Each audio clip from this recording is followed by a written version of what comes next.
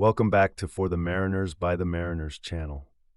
Deep within the engine room, the sludge pump stands as a tireless worker, handling the thickest and most difficult waste fluids to maintain environmental compliance and operational cleanliness.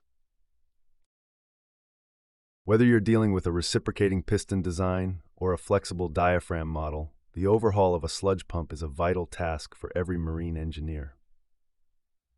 This guide walks you through the complete process of dismantling, inspecting, and reassembling these heavy-duty units to ensure maximum suction and discharge efficiency. Before any tools touch the pump, ensure the system is fully isolated by closing all suction and discharge valves and following the lockout-tagout procedures to prevent accidental starting. Drain the pump casing completely into a save-all tray to avoid messy spills in the bilges. For a diaphragm pump, start by removing the outer covers to access the flexible membranes, which are the heart of the operation. Inspect the rubber or synthetic material for signs of fatigue, cracking, or chemical degradation caused by oil additives. Even a tiny pinhole can lead to a total loss of suction. If you are working on a reciprocating piston pump, begin by disconnecting the drive linkage and removing the cylinder head.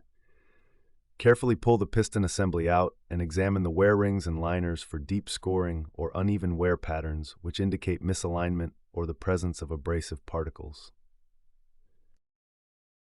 The valves are the next critical area of focus, as sludge pumps rely on non-return ball or flap valves to maintain flow direction.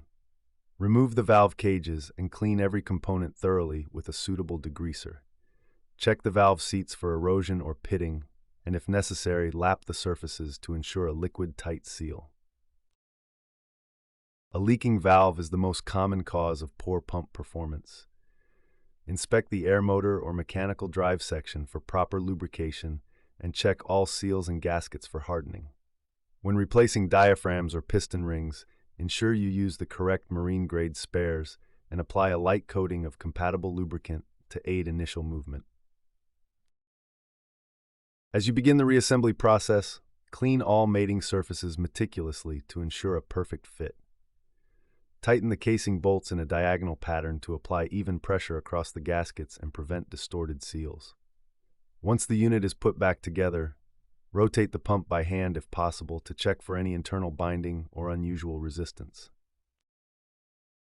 Open the valves slowly and prime the pump before a full trial run.